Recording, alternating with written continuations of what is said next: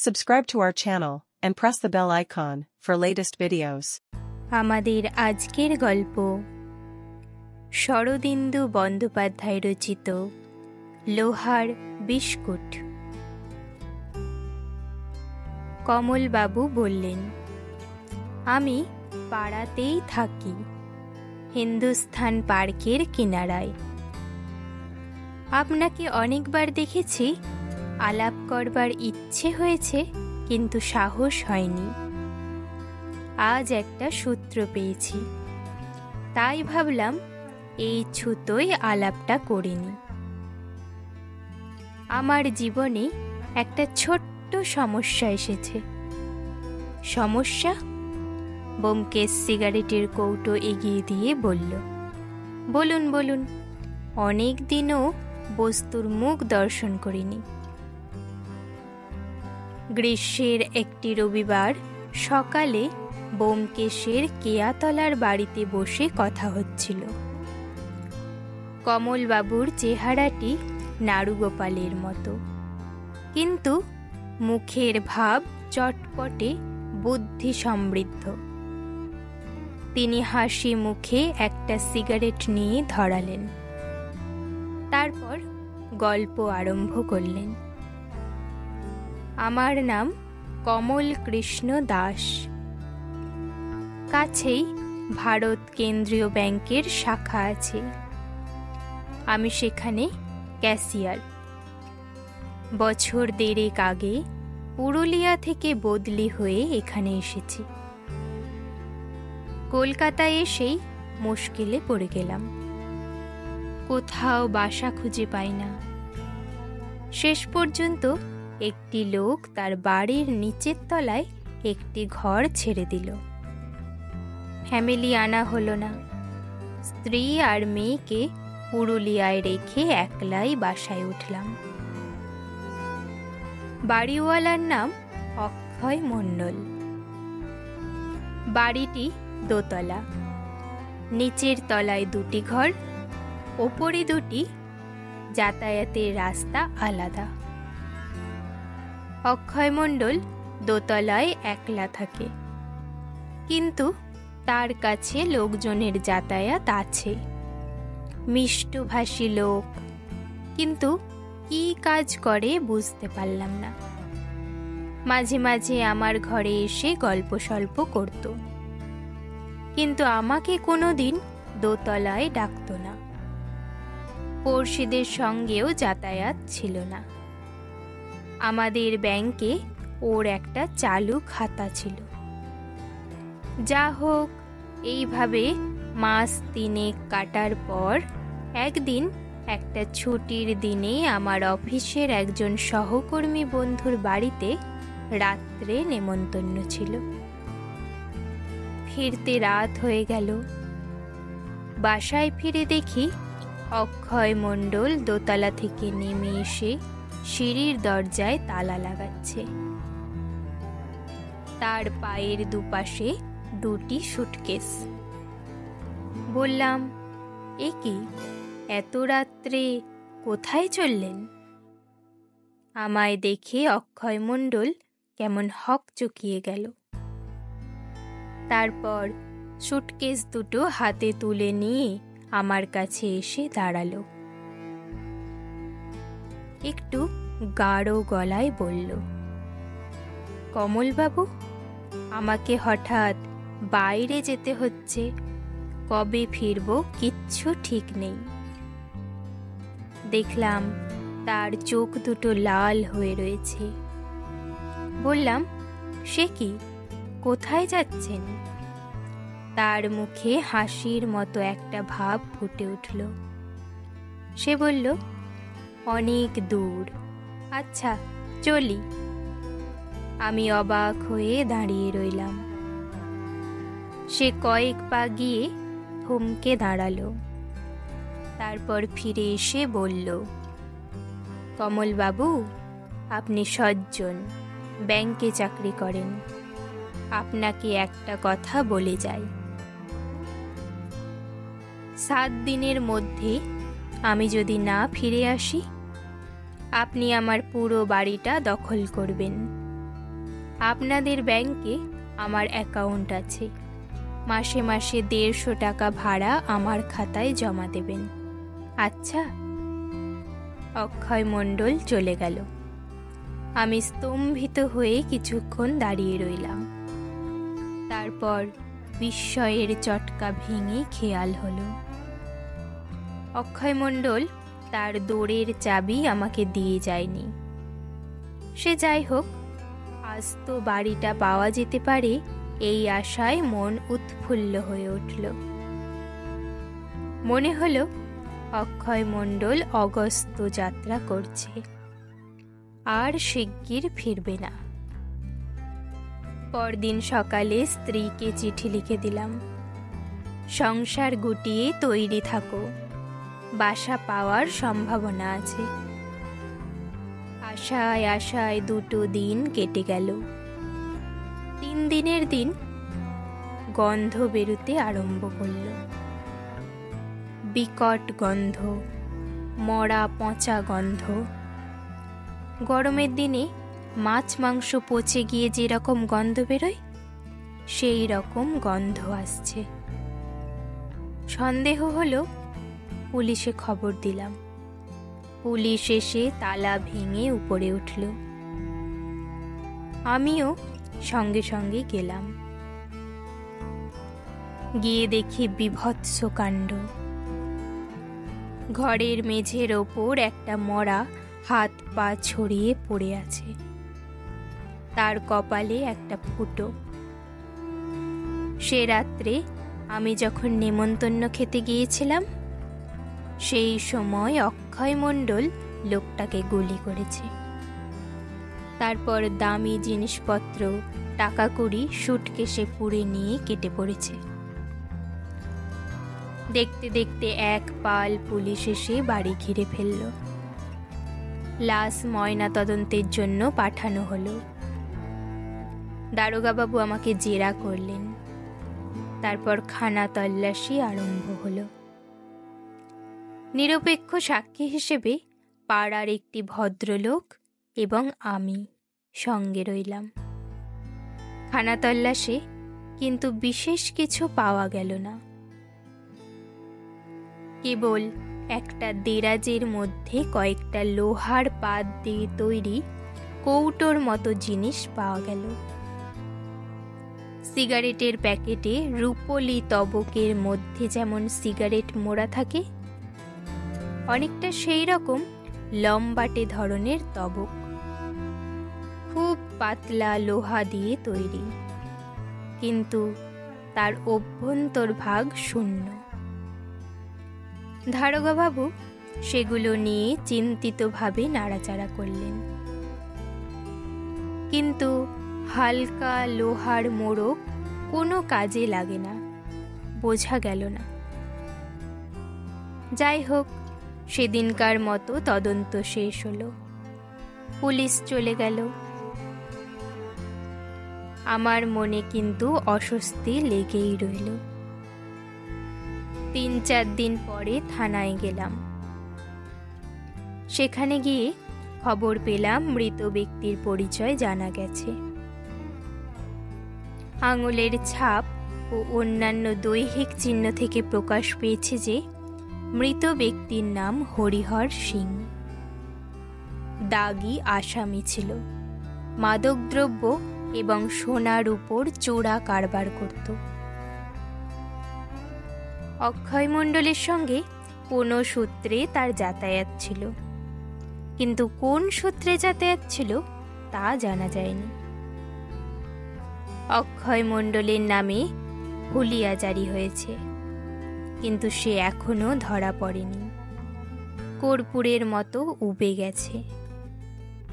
থানা থেকে ফেরার সময় ভয়ে ভয়ে প্রশ্ন করলাম, পুরো বাড়িটা তাহলে আমি দখল করতে পারি? দারোগাবাবু বললেন, স্বচ্ছন্দে। আসামি যখন ফেরার হবার আগে আপনাকে তার বাড়ি হেফাজতে রেখে গেছে, তখন আপনিই থাকবেন বইকি। তবে একটা কথা, যদি আসামির সারা শব্দ পান, তৎক্ষণাৎ থানায় খবর দেবেন। তারপর প্রায় বছর খানেক ভারী আরামে কেটেছে। স্ত্রী আর মেয়েকে নিয়ে এলাম। সারা বাড়িটা দখল করে দিব্যি হাত পা ছড়িয়ে বাস করছি। বাড়ির ভাড়া মাসে মাসে অক্ষয় মণ্ডলের খাতায় জমা করে দিই।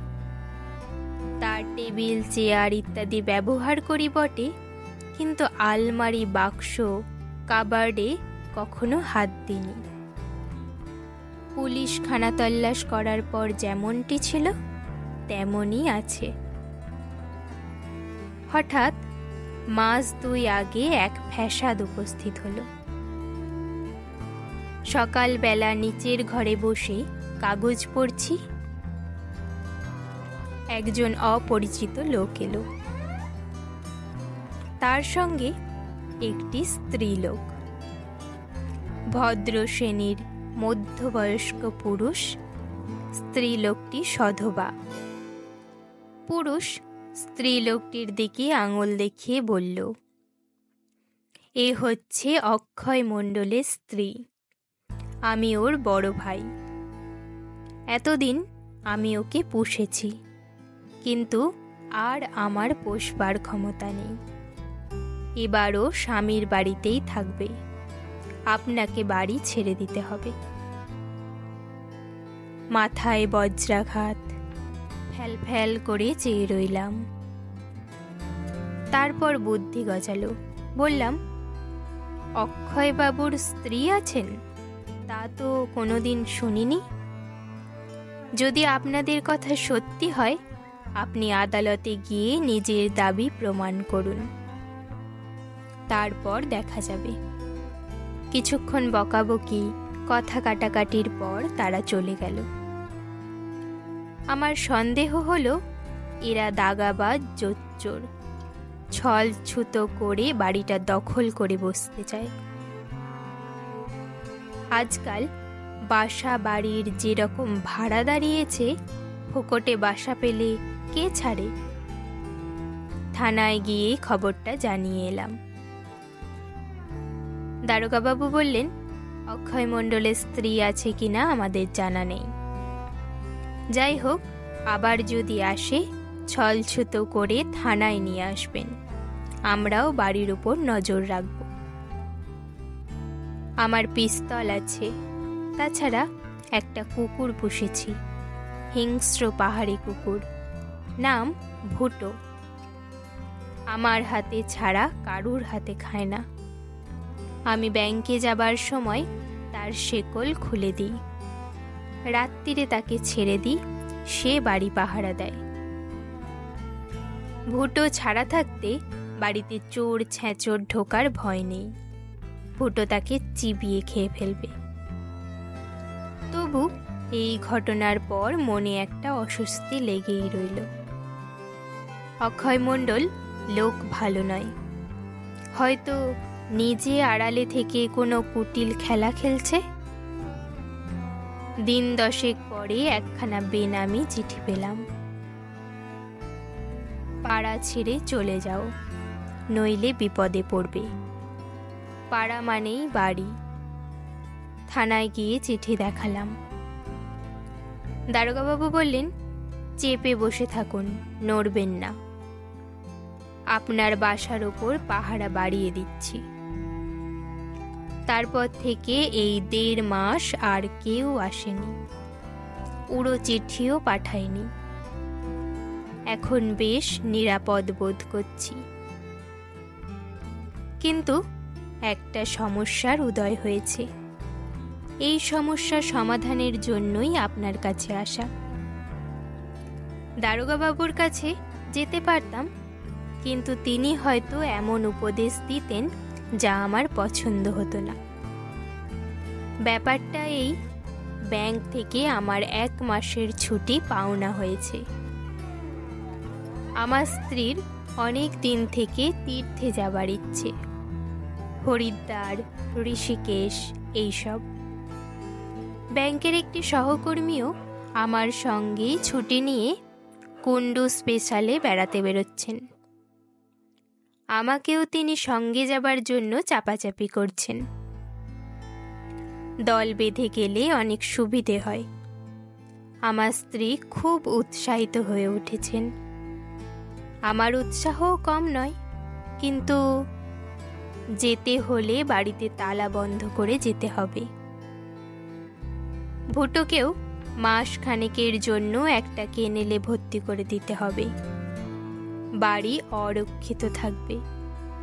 মনে করুন এই ফাঁকে অক্ষয় মণ্ডলের বউ মানে ওই স্ত্রী লোকটা যদি তালা ভেঙে বাড়িতে ঢুকে বাড়ি দখল করে বসে, তখন আমি কি করব? অক্ষয় মণ্ডলের মৌখিক অনুভূতি ছাড়া আমার তো কোনো হক নেই। তবে আমি দখলে আছি, আমাকে বেদখল করতে হলে ওদের আদালতে যেতে হবে। কিন্তু ওরা যদি দখল নিয়ে বসে, তখন আমি কোথায় যাব? এই আমার সমস্যা, নিতান্তই ঘরোয়া সমস্যা, আপনার নিরীক্ষার উপযুক্ত নয়। তবু রদ দেখা কলা বেচা দুই হবে, এই মতলবে আপনার কাছে এসেছি। এখন বলুন, বাড়িখানি রেখে আমাদের তীর্থযাত্রা করা উচিত হবে কিনা? ব্যোমকেশ খানিকক্ষণ গালে হাত দিয়ে বসে রইল। শেষে বলল, আপনাদের তীর্থযাত্রায় বাধা দিলে পাপ হবে, আবার বাড়ি বেহাত হয়ে যাওয়ায় বাঞ্ছনীয়ও নয়। আপনার জানাশোনার মধ্যে এমন মজবুত লোক কি কেউ নেই যাকে বাড়িতে বসিয়ে তীর্থযাত্রা করতে পারেন? কই, সেরকম কাউকে তো দেখছি না। সকলেরই বাসা আছে, যাদের নেই তাদের বসাতেও সাহস হয় না। শেষে খাল কেটে কুমির আনব? তাহলে চলুন আপনার বাসাটা দেখে আসি। ব্যোমকেশ উঠে দাঁড়াল। কমলবাবু উৎফুল্ল চোখে চাইলেন, যাবেন? কি সৌভাগ্য! চলুন চলুন, বেশি দূর নয়।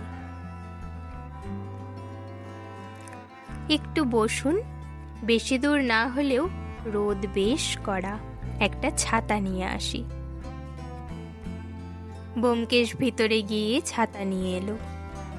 ছাতাটা ব্যোমকেশের প্রিয় ছাতা, অতিশয় জীর্ণ, লোহার বাঁট এবং কামানিতে মরচে ধরেছে, কাপড় বিবর্ণ এবং বহু ছিদ্রযুক্ত।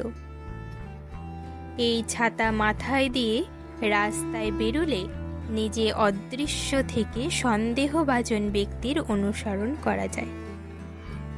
ফুটো দিয়ে বাইরের লোককে দেখা যায়, কিন্তু বাইরের লোক ছাতাধারীর মুখ দেখতে পায় না। সত্যান্বেষের উপযুক্ত ছাতা। চলুন। কমলবাবুর বাসা ব্যোমকেশের বাড়ি থেকে 5 মিনিটের রাস্তা। মাঝে মাঝে এ পথ দিয়ে যাবার সময় বাড়িটি ব্যোমকেশের চোখে পড়েছে। ছোট দোতলা বাড়ি, কিন্তু একটা বিশেষত্বের জন্য দৃষ্টি আকর্ষণ করে। সমস্ত ছাদ লোহার ডান্ডা ছত্রি দিয়ে ঢাকা, যেন প্রকাণ্ড একটা লোহার খাঁচা। বাইরে থেকে কোনো মতেই ছাদে ওঠা সম্ভব নয়। আসুন। ছাতা মুড়ে ব্যোমকেশ বাড়িতে ঢুকল। কমলবাবু প্রথমে তাকে নিচের তলায় বসবার ঘরে নিয়ে গেলেন। সেখানে একটি 17 ইঞ্চি ঢাকা তক্তপোষ ও 2টি ক্যাম্বিসের চেয়ার ছাড়া আর বিশেষ কিছুই নেই। ব্যোমকেশ ঘরের চারিদিকে চোখ ফেরালো। সে যেন একটা সূত্র খুঁজছে, কিন্তু এই নগ্ন প্রায় ঘরে কোনো অঙ্গুলি নির্দেশ পাওয়া গেল না। সে বলল, নিচের তলায় আর ঘর আছে না? আছে, ঘরটা অক্ষয় মণ্ডলের আমলে ব্যবহার হতো না, আমি ওটাকে রান্নাঘর করেছি। দেখবেন? দরকার নেই, আপনার স্ত্রী বোধহয় এখন রান্না বান্না করছেন। চলুন ওপর তলাটা দেখা যাক। চলুন। ঘরের লাগাও একটা সরু বারান্দার শেষে ওপরে ওঠার সিঁড়ি। সিঁড়ির মাথায় দরজা। দরজার মাথায় ওপরকার দেয়ালে ঘোড়ার খুরের নালের মতো লোহার একটা জিনিস 3টে পেরেকের মাঝখানে আটকানো রয়েছে। ব্যোমকেশ সেই দিকে কিছুক্ষণ তাকিয়ে থেকে ছাতা তুলে সেই দিকে নির্দেশ করে বলল, ওটা কি? ওটা ঘোড়ার নাল। বিলিতি কুসংস্কার অনুযায়ী দোরের মাথায় ঘোড়ার নাল টাঙিয়ে রাখলে নাকি অনেক টাকা হয়। ব্যোমকেশের ছাতার ডগা ঘোড়ার নালে আটকে গিয়েছিল। সে টেনে সেটা ছাড়িয়ে নিয়ে বলল, এটা কি আপনি লাগিয়েছেন নাকি? না, অক্ষয় মণ্ডলের আমল থেকেই আছে। ব্যোমকেশ ঘোড়ার নালের দিকে তাকিয়ে কেমন যেন স্বপ্নাচ্ছন্ন হয়ে পড়ল। কমলবাবু ডাকলেন, ভেতরে আসুন। ঘরের ভিতর কমলবাবুর 10 বছরের মেয়ে মেঝেয় মাদুর পেতে বসে লেখাপড়া করছিল। তার কাছে মাদুরের বাইরে একটা ভীষণ দর্শন কুকুর থাবা পেতে বসেছিল। ব্যোমকেশের পানে মণিহীন নীলাভ চোখে চোখ তুলে তাকালো। কমলবাবু বললেন, খুকু, যাও তোমার মাকে চা তৈরি করতে বলো, আর কিছু ভাজাভুজি। ব্যোমকেশ একটু আপত্তি করল, কিন্তু কমলবাবু শুনলেন না। খুকু নিচে চলে গেল, ভুটোও সঙ্গে সঙ্গে গেল। অতঃপর ব্যোমকেশ ঘরটি চক্ষু দিয়ে সমীক্ষা করল। বলল, এ ঘরে অক্ষয় মণ্ডলের কোনো আসবাবপত্র আছে? কমলবাবু বললেন, ছিল, আমি পাশের ঘরে নিয়ে গেছি। খাট এবং দেরাজওয়ালা টেবিল। এই যে পাশের ঘরটি অপেক্ষাকৃত বড়। জানালার দিকে খাট, অন্য কোণে টেবিল। ব্যোমকেশ টেবিলের কাছে গিয়ে বলল, সেই যে পুলিশের খানাতল্লাশে লোহার মোড়ক পাওয়া গিয়েছিল, সেগুলো কি পুলিশ নিয়ে গিয়েছে? একটা মোড়ক পুলিশ নিয়ে গিয়েছিল, বাকিগুলো দেরাজে আছে। কমলবাবু নিচের দিকে একটা দেরাজ খুলে বললেন, এই যে। দেরাজের পিছন দিকে কয়েকটা মোড়ক পড়েছিল। ব্যোমকেশ একটা বের করে নেড়ে চেড়ে দেখল। আকৃতি প্রকৃতি সিগারেট প্যাকেটের অভ্যন্তরস্থ তবকের মতোই বটে। সেটা রেখে দিয়ে বলল, ভারী মজার জিনিস তো। এর ভেতরে গোটা 2 বিস্কুট রেখে সুতো দিয়ে বেঁধে দিলে নিশ্চিন্দি। চলুন এবার ছাদটা দেখে আসা যাক। ছাদে কিন্তু কিছু নেই। তা হোক, শূন্যতাই হয়তো অর্থবহ হয়ে উঠতে পারে। তাহলে আসুন। ছাদে সত্যি কিছু নেই। লোহার ঘেরাটোপ ঢাকা ছাদটা বাঘের শূন্য খাঁচার মতো দাঁড়িয়ে আছে। এক কোণে উঁচু পাদপীঠের ওপর লাল রঙের লোহার চৌবাচ্চা। এই চৌবাচ্চা থেকে বাড়িতে কলের জল সরবরাহ হয়। ব্যোমকেশ ছাদের চারিদিকে সন্ধিৎসুভাবে পরিক্রমণ করে বলল, ছাদটা আপনারা ব্যবহার করেন না? কমলবাবু বললেন, বেশি গরম পড়লে ছাদে এসে শুই। বেশ নিরাপদ জায়গা। চোর ঢুকবে সে উপায় নেই। চলুন, আমার দেখা শেষ হয়েছে। নিচে নেমে এলে পর খুকু এসে বলল, বাবা, বসবার ঘরে চা দিয়েছি। নিচের তলার ঘরে পাঁপড় ভাজা ও গরম বেগুনি সহযোগে চা পান করতে করতে ব্যোমকেশ বলল, থানার যে দারোগাবাবুর কাছে আপনার যাওয়া আসা, তার নাম কি? কমলবাবু বললেন, তার নাম রাখাল সরকার। ব্যোমকেশ মুচকি হাসল। চা শেষ করে সে ছাতা নিয়ে উঠে দাঁড়ালো। আচ্ছা, আজ তাহলে উঠি। কমলবাবু বললেন, কিন্তু আমাদের তীর্থযাত্রার কি হবে? যাওয়া উচিত হবে কিনা কিছুই তো বললেন না। নিশ্চয়ই তীর্থযাত্রা করবেন। কবে থেকে আপনার ছুটি? সামনের শনিবার থেকে। তাহলে আর দেরি করবেন না, টিকিট কেটে ফেলুন। কোনো ভয় নেই, আপনার বাসা বেদখল হবে না, আমি জামিন রইলাম। আচ্ছা, চলি তাহলে। হ্যাঁ, তাই নাকি? ধন্যবাদ ব্যোমকেশবাবু। চলুন, আপনাকে বাড়ি পৌঁছে দিয়ে আসি।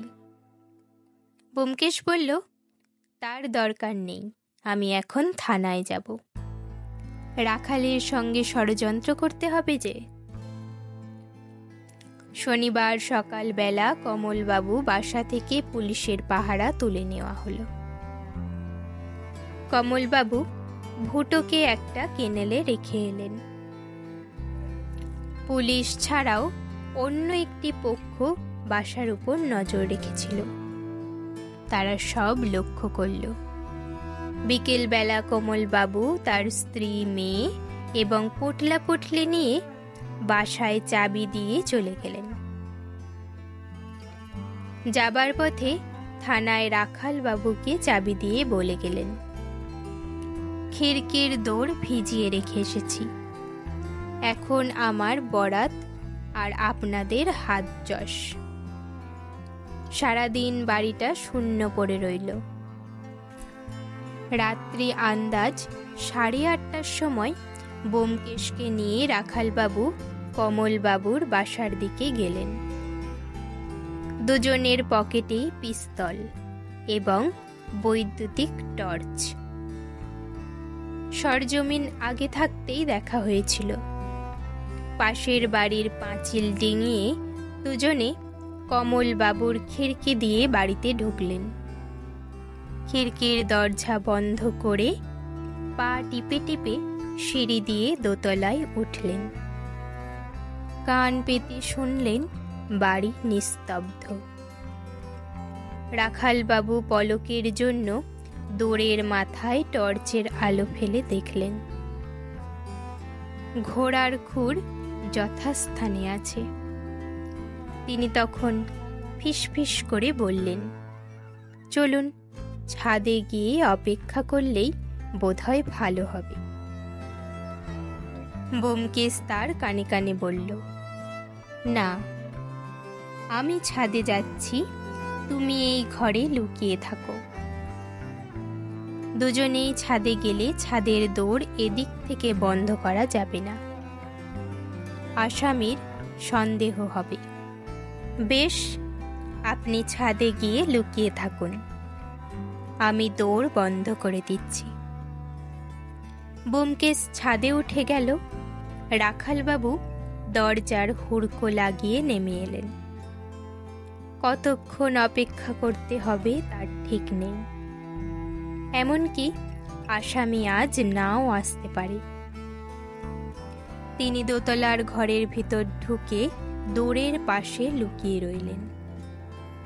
ছাদের উপর ব্যোমকেশ এদিক ওদিক ঘুরে জলের চৌবাচ্চা থেকে দূরের একটা আলসের পাশে গিয়ে বসল। আকাশে চাঁদ নেই, কেবল তারাগুলো ঝিকমিক করছে। ব্যোমকেশ অন্ধকারে মিলিয়ে গেল। দীর্ঘ প্রতীক্ষা, বনের মধ্যে ছাগল বা বাছুর বেঁধে মাচার উপর বসে বাঘের প্রতীক্ষা করার মতো। রাত্রে 2টো বাজতে যখন আর দেরি নেই, তখন রাখালবাবুর মন বদ্ধ ঘরের মধ্যে অতিষ্ঠ হয়ে উঠল। আজ আর শিকার আসবে না। ঠিক এই সময় তিনি দোরের বাইরে মৃদু শব্দ শুনতে পেলেন। মুহূর্তে তার স্নায়ুপেশি শক্ত হয়ে উঠল। সে নিঃশব্দে পকেট থেকে পিস্তল বার করলেন। যে মানুষটি নিঃসাড়ে বাড়িতে প্রবেশ করে সিঁড়ি দিয়ে উপরে উঠে এসেছিল, তার বাঁ হাতে ছিল একটা ক্যাম্বিসের থলি, আর ডান হাতে ছিল লোহা বাঁধানো একটা ছড়ি। ছড়ির গায়ে 3 হাত লম্বা মুগার সুতো জড়ানো। মাছ ধরা ছিপের গায়ে যেমন সুতো জড়ানো থাকে, ঠিক সেই রকম। লোকটি দড়ির মাথার দিকে লাঠি বাড়িয়ে ঘোড়ার খুঁটি নামিয়ে আনল। তারপর মুগার সুতোর ডগায় সেটি বেঁধে নিয়ে তেতলার সিঁড়ি দিয়ে ছাদে উঠে গেল। দুটি মানুষ যে বাড়ির 2 জায়গায় ওঁত পেতে আছে তা সে জানতে পারল না। ছাদের দরজায় একটু শব্দ শুনে ব্যোমকেশ সতর্ক হয়ে বসল। নক্ষত্র আলোয় একটি ছায়ামূর্তি বেরিয়ে এলো। সোজা ট্যাঙ্কের কাছে গিয়ে আলসের ওপর উঠে ট্যাঙ্কের মাথায় চড়ল। ধাতব শব্দ শোনা গেল। সে ট্যাঙ্কের ঢাকনি খুলে সরিয়ে রাখল। তারপর লাঠির আগায় সুতো বাঁধা ঘোড়ার নাল জলের মধ্যে ডুবিয়ে দিল। লোকটা যেন আবছা অন্ধকারে বসে ছিপ ফেলে চুনো মাছ ধরছে। ছিপ ডোবাচ্ছে আর তুলছে। মাছগুলো ব্যাগের মধ্যে পুরে আবার ছিপ ফেলছে। 20 মিনিট পরে লোকটি মাছ ধরা শেষ করে ট্যাঙ্ক থেকে নামল। এক হাতে ব্যাগ, অন্য হাতে ছিপ নিয়ে যেই পা বাড়িয়েছে অমনি তার মুখের উপর দপ করে টর্চ জ্বলে উঠল। ব্যোমকেশের ব্যঙ্গস্বর শোনা গেল। অক্ষয় মণ্ডল, কেমন মাছ ধরলে? অক্ষয় মণ্ডলের পরনে খাকি প্যান্ট ও হাফ শার্ট, কালো মুস্কো চেহারা। সে বিস্ফোরিত চোখে চেয়ে আস্তে আস্তে থলিটি নামিয়ে রেখে ক্ষিপ্র বেগে পকেটে হাত দিল। সঙ্গে সঙ্গে ব্যোমকেশের টর্চ গদার মতো তার চোয়ালে লাগল। অক্ষয় মণ্ডল ছাতের ওপর চিতিয়ে পড়ল। রাখালবাবু নিচে থেকে উঠে এসে তিনি অক্ষয় মণ্ডলের বুকের উপর বসে বললেন, ব্যোমকেশদা, এর পকেটে পিস্তল আছে, বের করে নিন। ব্যোমকেশ অক্ষয় মণ্ডলের পকেট থেকে পিস্তল বার করে নিজের পকেটে রাখল। রাখালবাবু আসামির হাতে হাতকড়া পরিয়ে বললেন, অক্ষয় মণ্ডল, হরিহর সিংকে খুন করার অপরাধে তোমাকে গ্রেপ্তার করলাম। ব্যোমকেশ অক্ষয় মণ্ডলের থলি থেকে কয়েকটা ভিজে লোহার প্যাকেট বার করে তার ওপর টর্চের আলো ফেলল। বাহ, এই যে যা ভেবেছিলাম তাই। লোহার মোড়কের মধ্যে চকচকে বিদেশি সোনার বিস্কুট। পরদিন সকালবেলা সত্যবতী ব্যোমকেশকে বলল, ভালো চাও তো বলো, কোথায় রাত কাটালে? ব্যোমকেশ কাতর স্বরে বলল, দোহাই ধর্মাবতার, রাখাল সাক্ষী, আমি কোনো কুকার্য করিনি। সত্যবতী আর এক পেয়ালা কড়া চা এনে ব্যোমকেশের সামনের চেয়ারে বসল। এবার বলো, টর্চটা ভাঙলে কি করে? মারামারি করেছিলে? ব্যোমকেশ বলল, মারামারি নয়, শুধু মারা। চায়ে একটা চুমুক দিয়ে সে বলতে আরম্ভ করল, অক্ষয় মণ্ডল সোনার চোরা কারবার করে অনেক টাকা করেছিল।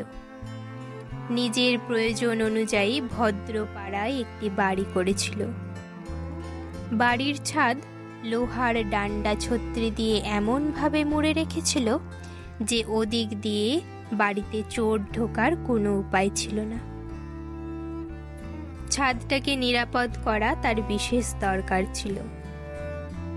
অক্ষয় মণ্ডলের পেশা ভারতবর্ষের বাইরে থেকে যেসব চোরাই সোনা আসে তাই সংগ্রহ করা এবং সুযোগ মতো বাজারে ছাড়া। সে বাড়িতেই সোনা রাখত, কিন্তু লোহার সিন্ধুকে নয়। সোনা লুকিয়ে রাখার এক বিচিত্র কৌশল সে বার করেছিল। অক্ষয় মণ্ডল বাড়িতে একলা থাকত। তার স্ত্রী আছে কিনা তা এখনো জানা যায়নি। সে পাড়ার লোকেদের সঙ্গে বেশি মেলামেশা করত না, কিন্তু পাছে পড়শিরা কিছু সন্দেহ করে তাই কমল দাস নামে একটি ভদ্রলোককে নিচের তলায় একটি ঘর ভাড়া দিয়েছিল।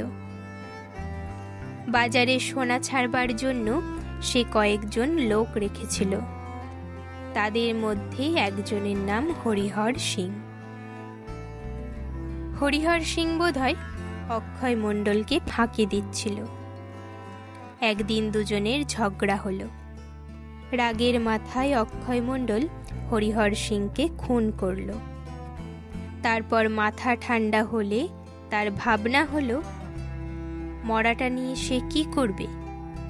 একলা মানুষ, ভদ্র পাড়া থেকে মরা পাচার করা সহজ নয়। সে স্থির করল, মরা থাক, বাড়িতে যা সোনা আছে তাই নিয়ে সে নিজে ডুব মারবে। কিন্তু সব সোনা সে নিয়ে যেতে পারল না। সোনা ধাতুটা বিলক্ষণ ভারী, লোহার চেয়েও ভারী। তোমরা স্ত্রী জাতি সারা গায়ে সোনার গয়না বয়ে বেড়াও, কিন্তু সোনার ভার কত বুঝতে পারো না। 10 হাত কাপড়ে কাছা নাই। সত্যবতী বলল, আচ্ছা আচ্ছা, তারপর বলো। অক্ষয় মণ্ডল ডুব মারবার কয়েকদিন পরে লাশ বেরুল। পুলিশ এলো, কিন্তু খুনের কিনারা হলো না। অক্ষয় মণ্ডলী যে খুন করেছে তাতে সন্দেহ নেই, কিন্তু সে নিরুদ্দেশ। কমলবাবু সারা বাড়িটা দখল করে বসলেন। অক্ষয় মণ্ডল নিশ্চয়ই কলকাতাতেই কোথাও লুকিয়েছিল। কয়েক মাস চুপচাপ রইল, কিন্তু বাড়িতে যে সোনা লুকানো আছে, যেগুলো সে সরাতে পারেনি, সেগুলো তো উদ্ধার করতে হবে। কাজটা সহজ নয়। কমলবাবুর স্ত্রী এবং মেয়ে সর্বদা বাড়িতে থাকে। তাছাড়া একটা ভয়ঙ্কর হিংস্র কুকুরও আছে। অক্ষয় মণ্ডল ভেবে চিনতে এক ফন্দি বার করল। একটি স্ত্রী লোককে বউ সাজিয়ে এবং একটা পেটোয়া লোককে তার ভাই সাজিয়ে অক্ষয় মণ্ডল কমলবাবুর কাছে পাঠালো। বউকে বাড়ি ছেড়ে দিতে হবে। অক্ষয় মণ্ডল ফেরারি খুনি হতে পারে, কিন্তু তার বউ তো কোনো অপরাধ করেনি। কমলবাবু কিন্তু শুনলেন না, তাদের হাঁকিয়ে দিলেন। অক্ষয় মণ্ডল তখন বেনামি চিঠি লিখে ভয় দেখালো, কিন্তু তাতেও কোনো ফল হলো না। কমলবাবু নড়লেন না। অক্ষয় মণ্ডল তখন অন্য রাস্তা ধরল। আমার বিশ্বাস ব্যাংকের যে সহকর্মীটি কমলবাবুকে তীর্থে যাবার জন্য ভজাচ্ছিলেন, তার সঙ্গে অক্ষয় মণ্ডলের যোগাযোগ আছে। 2-4 দিনের জন্যেও যদি কমলবাবুকে সপরিবারে বাড়ি থেকে তফাত করা যায়, তাহলেই অক্ষয় মণ্ডলের কার্যসিদ্ধি। কাজটা সে বেশ গুছিয়ে এনেছিল, কিন্তু একটা কারণে কমলবাবুর মনে খটকা লাগলো। বাড়ি যদি বেদখল হয়ে যায়।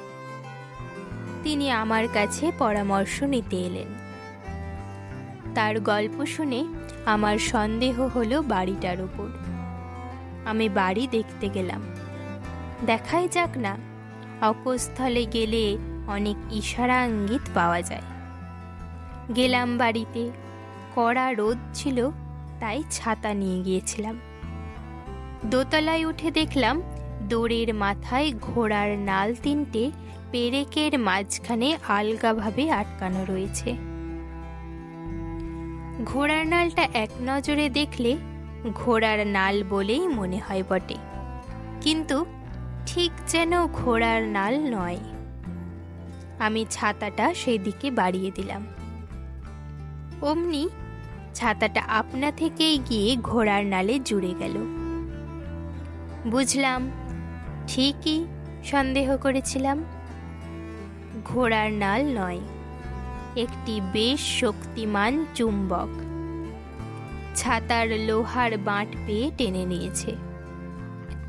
প্রশ্ন করে জানলাম চুম্বকটা অক্ষয় মণ্ডলের। মাথার মধ্যে চিন্তা ঘুরপাক খেতে লাগলো। কেন অক্ষয় মণ্ডল চুম্বক নিয়ে কি করে? দড়ির মাথায় টাঙিয়েই বা রেখেছে কেন, যাতে মনে হয় ওটা ঘোড়ার নাল? মনে পড়ে গেল পুলিশের খানাতল্লাশে দেরাজের মধ্যে কয়েকটা লোহার মোড়ক পাওয়া গিয়েছিল। রহস্যটা ক্রমশ পরিষ্কার হতে লাগলো। তারপর যখন ঘেরা টোপ লাগানো ছাদে গিয়ে জলের ট্যাঙ্ক দেখলাম, তখন আর কিছুই বুঝতে বাকি রইল না। চুম্বক যত জোরালোই হোক, সোনাকে টানবার ক্ষমতা তার নেই। তাই সে সোনার বিস্কুট লোহার প্যাকেটে মুড়ে ট্যাঙ্কের জলে ফেলে দেয়। তারপর যেমন দরকার হয় ট্যাঙ্কে চুম্বকের ছিপ ফেলে জল থেকে তুলে আনে। হরিহর সিংকে খুন করে পালাবার সময় সে সমস্ত সোনা নিয়ে যেতে পারেনি, এখনো বাকি সোনা উদ্ধার করতে চায়। পালাবার সময় সে ভাবেনি যে ব্যাপারটা পরে এত জটিল হয়ে উঠবে। যা হোক, সোনার সন্ধান পেলাম। সমুদ্রের তলায় শক্তির মধ্যে যেমন মুক্ত থাকে, ট্যাঙ্কের তলায় তেমনি লোহার পাতে মোড়া সোনা আছে। কিন্তু কেবল সোনা উদ্ধার করলেই তো চলবে না, খুনি আসামিকে ধরতেও হবে। আমি কমলবাবুকে বললাম, আপনি সপরিবারে তীর্থযাত্রা করুন। তারপর রাখালের সঙ্গে পরামর্শ করে ফাঁদ পাতার ব্যবস্থা করলাম। কাল সকালে কমলবাবুরা তীর্থযাত্রা করলেন। বাড়ির ওপর অক্ষয় মণ্ডল নজর রেখেছিল। সে জানতে পারল রাস্তা সাফ। কাল সন্ধ্যের পর রাখাল আর আমি বাড়িতে গিয়ে আড্ডা কাটলাম। কালই যে অক্ষয় মণ্ডল আসবে এতটা আশা করিনি। তবু পাহারা তো দিতে হবে, বলা যায় না কিছুই। রাত্রি 2টোর সময় শিকার ফাঁদে পা দিল। তারপর আর কি, টর্চের ঘায়ে ধরাশায়ী। সত্যবতী ক্ষীণ কণ্ঠে প্রশ্ন করল, কত সোনা পাওয়া গেল? সিগারেট ধরিয়ে ব্যোমকেশ বলল, 57টি লোহার মোড়ক, প্রত্যেকটি মোড়কের মধ্যে 2টি করে সোনার বিস্কুট। প্রত্যেকটি বিস্কুটের ওজন 50 গ্রাম। কত দাম হবে হিসেব করে দেখো। সত্যবতী কেবল একটি নিঃশ্বাস ফেলল।